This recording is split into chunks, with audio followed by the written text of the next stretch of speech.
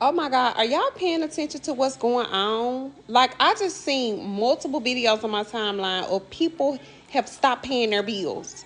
They said that, excuse me, times are so hard, and if the government ain't got to pay their bills, we shouldn't have to pay our bills either. So they're literally, one comment said that she works for a major bank, and I want to say she said 35% of mortgage people who got mortgage loans are not paying their mortgage, and the banks don't know what to do.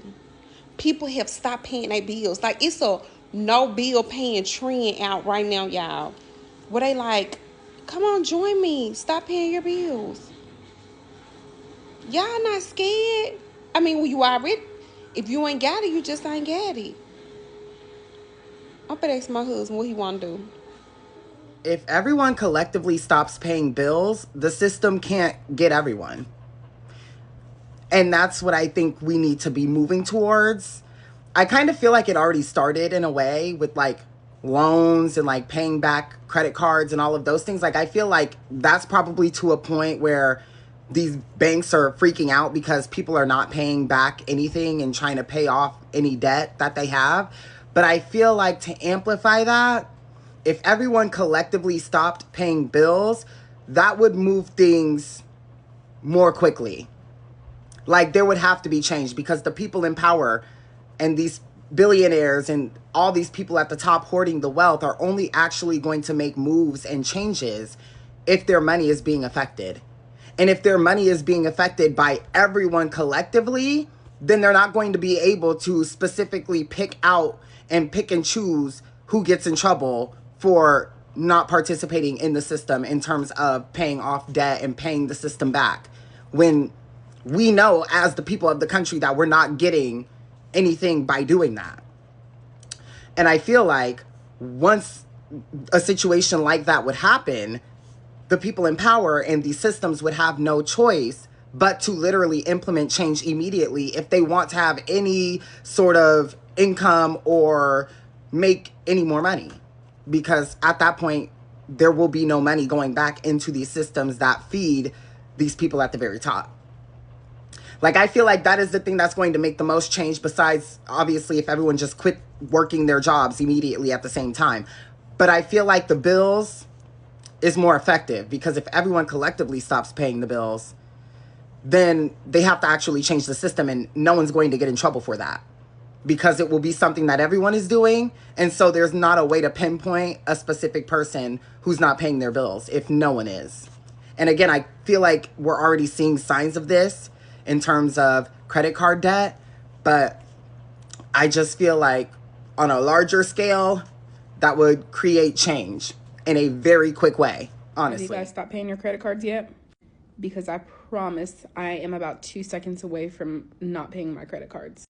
Literally, just the thought of going grocery shopping makes me sick. Like, how the hell is anyone even affording anything right now? My husband drives a 2017 GMC Sierra, and it's $240 to renew his insurance.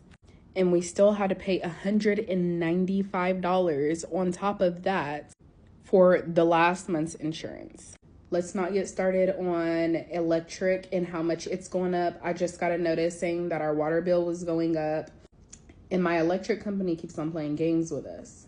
So with that being said, I'm literally 2 seconds away from not paying my credit cards no more. Because at this point, I got my house.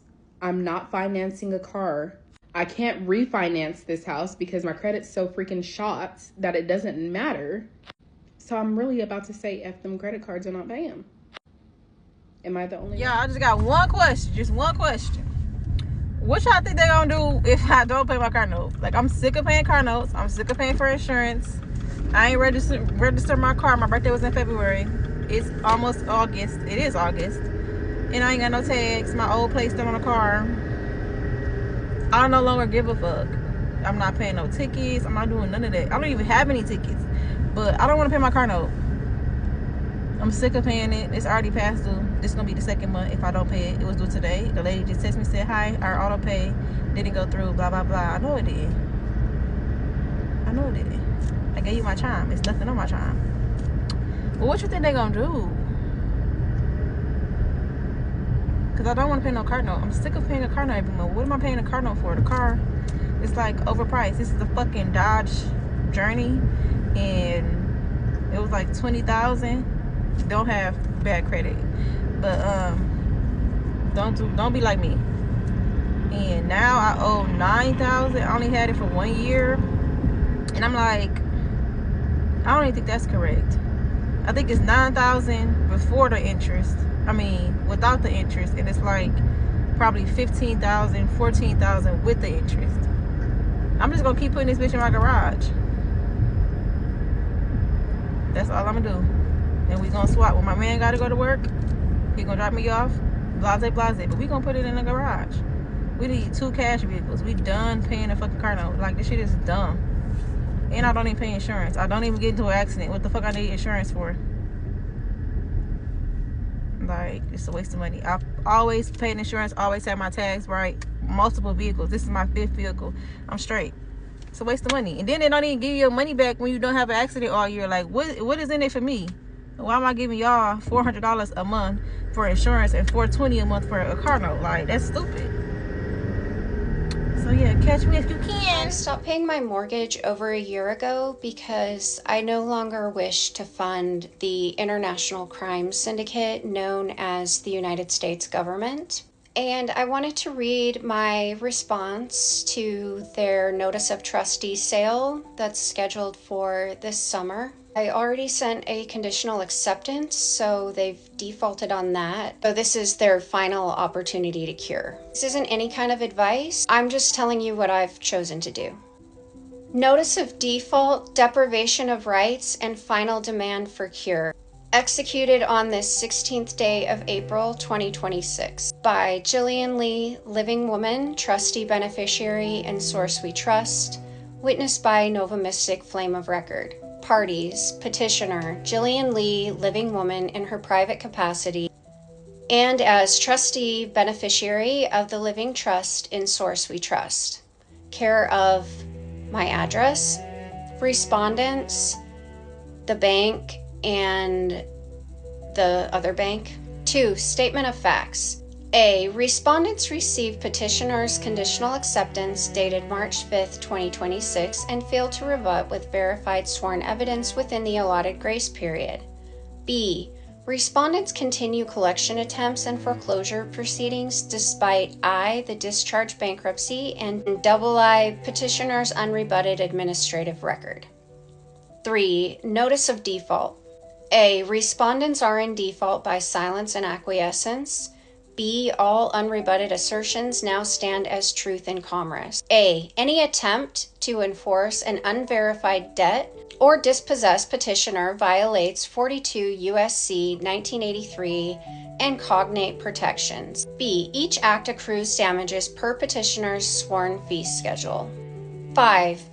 Foreign banking cartel disclosure and objection. A. Petitioner gives formal notice that the purported debt traces to instruments issued or securitized through a private foreign banking cartel, commonly styled as Federal Reserve System, Bank for International Settlements, International Monetary Fund, operating ultra vires and outside the delegation of the people. B. Under the Act of 1871, the Emergency Banking Relief Act of 1933 and related war power statutes, private credit monopolies were clothed with federal colors, but never vested with lawful authority over sovereign land patents or living trust estates. C. Any lien, security, or negotiable instrument arising from such foreign credit schemes is void for fraud ab initio and cannot defeat the petitioner's superior title of unalienable rights. 6. Affirmation of unalienable rights. Creator endowed rights to life, liberty, and the pursuit of happiness, including the right to occupy and steward land free from unlawful encroachment. B.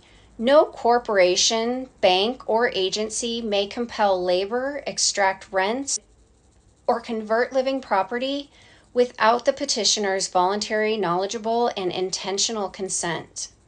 7. Final demand for cure.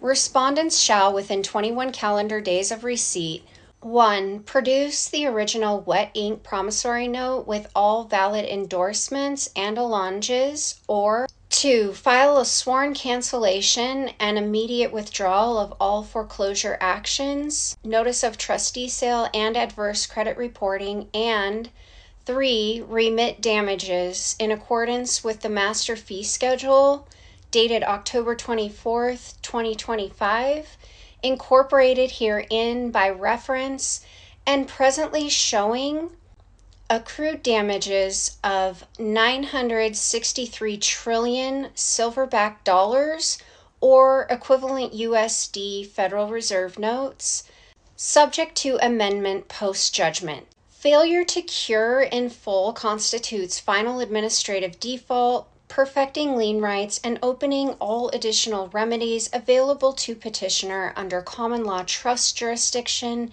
and commercial law.